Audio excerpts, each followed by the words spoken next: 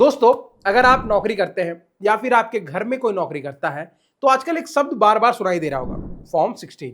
किसी के ऑफिस में एचआर मेल भेज रहा है, कोई अपने सीए को फोन कर रहा है, तो कोई आखिरी तारीख आने का इंतजार कर रहा है। हम में से ज्यादातर लोग फॉर्म 16 को सिर्फ एक टैक्स वाला कागज समझते हैं।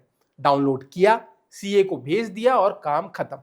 लेकिन अगर मैं आपसे कहूं कि इसी फॉर्म 16 ने पिछले कुछ दिनों में सोशल मीडिया पर एक ऐसी बहस छेड़ दी है कि लोगों ने सरकारी नौकरी, बैंक कर्मचारियों की सैलरी और पूरे वेतन ढांचे पर सवाल उठाने शुरू कर दिए, तो इसलिए आज जब फॉर्म 16 का सीजन चल ही रहा है तो सोचा आपसे इससे जुड़ी एक कहानी शेयर की जाए जो सिर्फ दिलचस्प नहीं बल्कि आपकी अपनी सैलरी को समझने का नजरिया भी बदल देगी।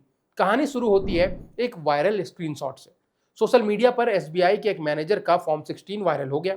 उसमें एक आंकड़ा सबसे ज्यादा लोगों की नजर में आया, 35,24,000, यानी सालाना ग्रॉस सैलरी। बस इतना सा था कि इंटरनेट पर प्रतिक्रिया की बाढ़ सी आ गई।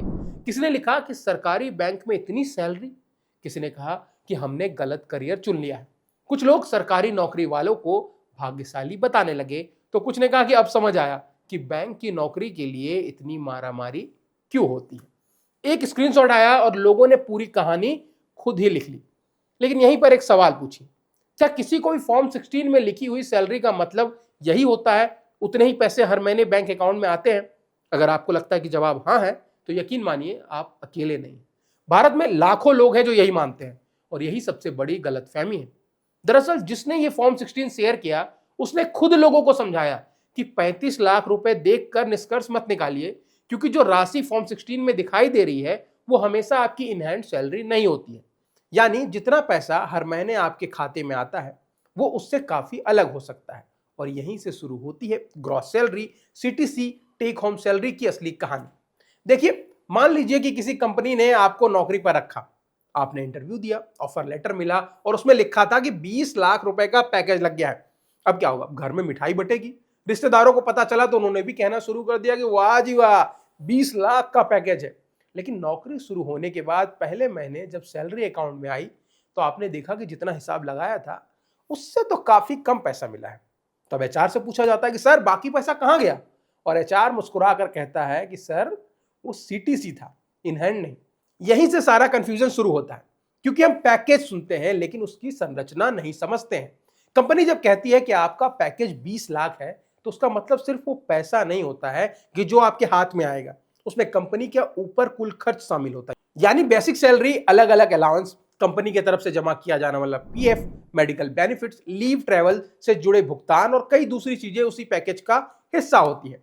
इसलिए कागज पर जो रकम दिखाई देती है वो हमेशा बैंक अकाउंट में आने वाली रकम नहीं होती है। अब वापस चलते हैं वो वायरल एसबीआई फॉर्म 16 पर। वहां भी लगभग यही हुआ था। लोगों ने 35 लाख रुपए का आंकड़ा देखा और मान लिया कि हर महीने लगभग 3 लाख रुपए बैंक अकाउंट में आते होंगे। लेकिन फॉर्म 16 में जो राशि दिखाई देती है उसमें सिर्फ मासिक वेतन नहीं होता है, कई बार उसमें लीव वाला जो खर्च है वो भी होता है। यानी जो बची हुई छुट्टी के बदले पैसा मिलता है वो भी ऐड होता है। अगर किसी कर्मचारी ने लीव फेयर कंसेशन यानी कि एलएफसी का लाभ लिया है तो उसका प्रभाव भी कुल आय में दिखाई देता है। साल के दौरान मिलने वाले कुछ अन्य भुगतान भी उसी से जुड़ जाते हैं। इसीलिए किसी एक साल का फॉर्म 16 देखकर यह मान लेना कि हर महीने इतनी ही सैलरी मिलती होगी, सही नहीं होगा। असल में फॉर्म 16 एक तरह से पूरे वित्तीय वर्ष का हिसाब किताब होता है। इसमें यह बताया जाता है कि पूरे साल आपकी टैक्स योग्य आय कितनी रही, उसके ऊपर कितना टैक्स बना, कितना टीडीएस कटा, किन किन मद्दों से जुड़कर कुल आय राशि तैयार हुई। यानी यह टैक्स से जुड़ा दस्तावेज है, मासिक सैलरी स्लिप नहीं है। लेकिन सोशल मीडिया पर अक्सर लोग इन दोनों में फर्क किए बिना ही निष्कर्ष निकाल लेते हैं। सोचिए, अगर किसी कर्मचारी ने पूरे साल एक भी छुट्टी कैश नहीं करवाई और अगले साल अचानक कई सालों की बची हुई छुट्टियों का पैसा एक साथ आ गया, तो उस साल की ग्रॉस सैलरी अपने आप ही बढ़ी हुई दिखाई देगी। अब इसका मतलब यह नहीं है कि उसके हर महीने की सैलरी अचानक से बढ़ गई है। लेकिन सोशल मीडिया पर स्क्रीनशॉट देखकर कौन इतनी गहराई में जाता है? वहां तो बस एक संख्या दिखती है और उसी आधार पर राय बन जाती है। आजकल सोशल मीडिया पर सैलरी से जुड़ी बहसें अक्सर अधूरी जानकारी पर आधारित होती है। किसी का सीटीसी देखकर लोग तुलना करने लगते हैं, किसी की ग्रॉस सैलरी देखकर ईर्ष्या होने लगती है। लेकिन किसी को यह नहीं पता होता कि उसमें कितना टैक्स कटता है, कितना पीएफ जाता है, कितनी राशि कंपनी की तरफ से जमा होती है और आखिर में कर्मचारी के हाथ में वास्तव में कितना पैसा आता है। सिर्फ फॉर्म 16 देखकर किसी की आर्थिक स्थिति का अंदाजा लगाना वैसा ही है जैसे किसी फिल्म का सिर्फ पोस्टर देख ली और पूरी कहानी बता दे। पोस्टर आकर्षक हो सकता है, लेकिन असली कहानी उसके पीछे छिपी होती है। और इस वायरल एसबीआई फॉर्म 16 ने हमें यही सिखाया है कि आंकड़े देखने से पहले उन्हें समझना जरूरी है। किसी की सैलरी का एक स्क्रीनशॉट देखकर उसकी पूरी जिंदगी का हिसाब लगा देना शायद आज के सोशल मीडिया की सबसे बड़ी बीमारी बन चुकी है। हमें बस एक नंबर दिखता है और हम उसी आधार पर फैसला सुना देते हैं। लेकिन अगर सैलरी को समझना इतना आसान होता तो शायद से एचआर डिपार्टमेंट की आधी नौकरी ही खत्म हो जाती। जरा एक आसान सा उदाहरण लेते हैं। मान लीजिए आपकी कंपनी कहती है कि आपका सालाना पैकेज 18 लाख रुपए है। अब आपके मन ही मन में आपने हिसाब लगा लिया कि हर महीने 1.5 लाख रुपए तो आराम से खाते में आएंगे। लेकिन महीने की पहली तारीख आती है और बैंक अकाउंट पहुंचते पहुंचते मान लीजिए कि 1,10,000 या 1,15,000 रुपए। बाकी पैसा कहां गया? क्या कंपनी ने धोखा दिया है? नहीं। दरअसल कंपनी ने जो 18 लाख रुपए बताए थे उसमें सिर्फ आपकी जेब में आने वाला पैसा नहीं था, उसमें कंपनी के तरफ से आपके भविष्य के लिए जमा किया जाने वाला पीएफ, कुछ अलाउंस, टैक्स, कई दूसरी चीजें भी शामिल थी। यानी कंपनी ने आपके ऊपर कुल कितना खर्चा किया वो सीटीसी या कुल लागत होता है, लेकिन आपकी जेब में जो रकम आई वही आपकी इन हैंड सैलरी होगी। और यही अंतर सबसे ज्यादा लोगों को समझ नहीं आता है। उस वायरल एसबीआई फॉर्म 16 में भी यही देखने को मिली थी। उस वायरल एसबीआई फॉर्म 16 में भी यही देखने को मिला था। लोगों ने सिर्फ 35 लाख रुपए का आंकड़ा देखा और अपनी अपनी राय बना ली, लेकिन बहुत कम लोगों ने यह समझने की कोशिश की कि उस रकम में क्या क्या शामिल था।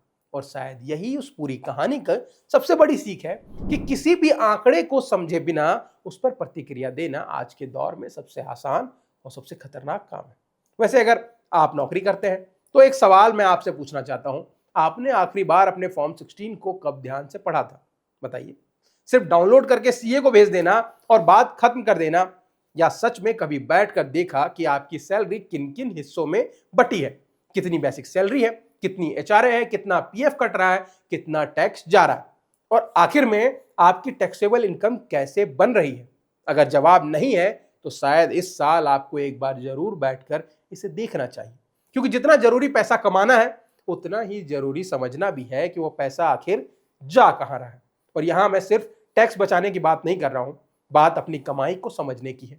हम घंटों यूट्यूब पर निवेश के वीडियोस देखते हैं, शेयर बाजार की बातें करते हैं, म्यूचुअल फंड के रिटर्न्स को गिनते हैं, लेकिन जिस सैलरी से ये सब शुरू होता है उसी की संरचना को ठीक से समझ नहीं पाते। ये कुछ वैसा ही है जैसे कोई व्यक्ति कार खरीद ले लेकिन उसे ये ना पता हो कि उसमें पेट्रोल कहां डालना है।